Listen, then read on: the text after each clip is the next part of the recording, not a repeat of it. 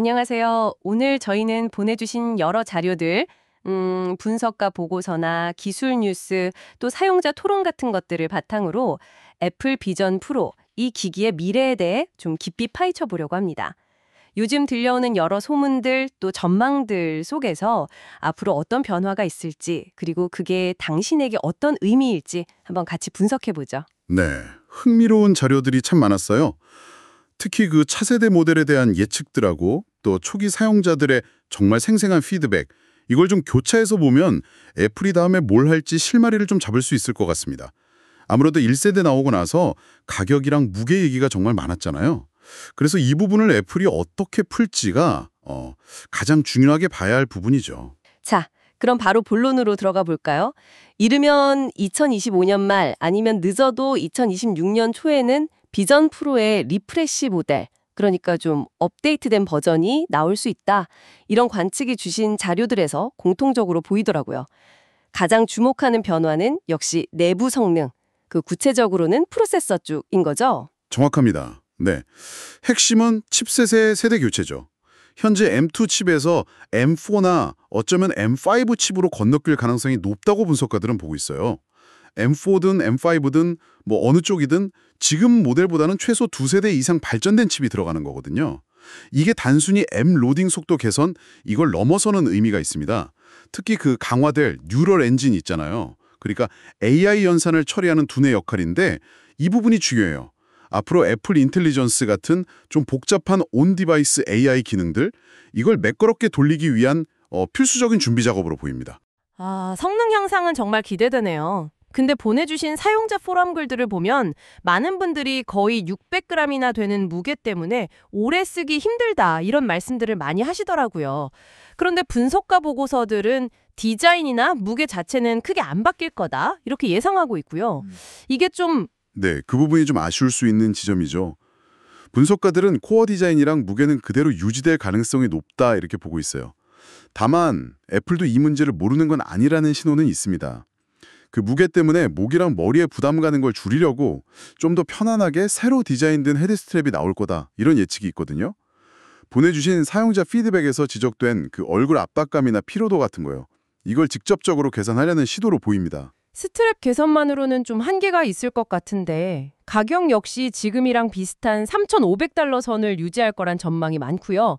그렇다면 이 다음 모델은 어떤 사용자를 딱 겨냥한 업데이트라고 봐야 할까요? 이번 리프레시는 뭐랄까 혁신보다는 내실 다지기에 좀 더 가깝다고 봐야 할 것 같아요. 내부 성능을 최신으로 올리고 또 가장 시급한 착용감 불만 일부를 스트랩으로 개선하는 그런 점진적인 업데이트죠. 그래서 뭐 초기 얼리 어답터나 전문 개발자 아니면 고사양 작업이 필요한 기업 고객들 이런 분들한테는 의미가 있겠지만 여전히 높은 가격하고 무게 때문에 대중적인 매력을 확 넓히기는 좀 어려워 보입니다.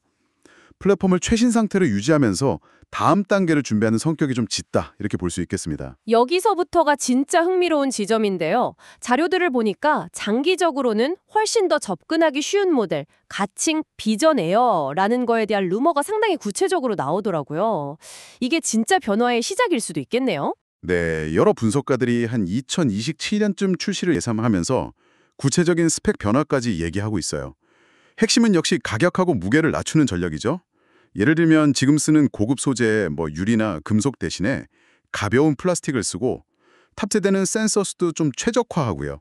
그리고 맥 수준의 M 시리즈 칩 대신에 고성능 아이폰 칩, 그러니까 A 시리즈 칩을 쓰고 또 외부 사람한테 사용자 눈 보여주는 그 아이사이트 디스플레이 같은 부가 기능은 빼는 거죠.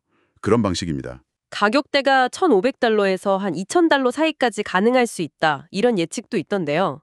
와, 물론 여전히 비싸긴 하지만 3,500달러짜리 프로 모델보다는 훨씬 많은 사람들이 한번 고려해 볼 만한 가격대네요. 그렇죠.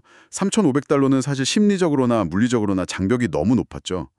비전 에어가 만약 이 가격대로 정말 나온다면 애플의 그 공간 컴퓨팅 경험을 더 넓은 사용자층에게 선보이려는 본격적인 첫걸음이 될 겁니다. 일부 예측에서는 무게도 현재 모델보다 최대 40%까지 가벼워질 수 있다고 하니까요.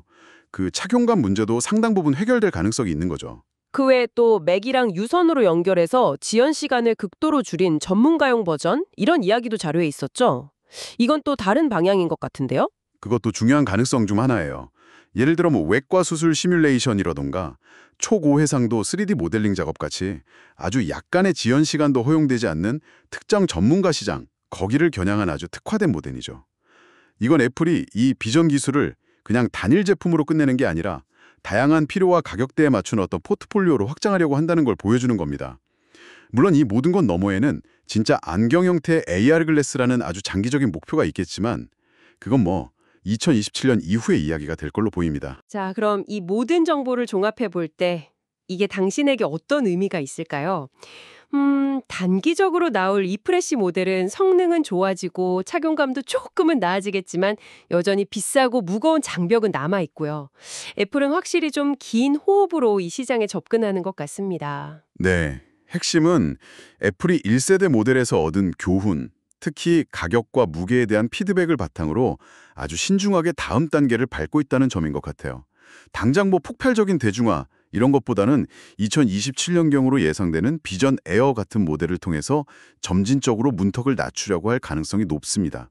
동시에 맥 연결 버전처럼 전문가 시장의 가능성도 계속 타진하면서 생태계를 천천히 하지만 확실하게 구축해 나가려는 그런 전략으로 읽힙니다. 그러니까 즉각적인 결과보다는 장기적인 플랫폼 완성을 염두에 둔 항보라고 할 수 있겠습니다.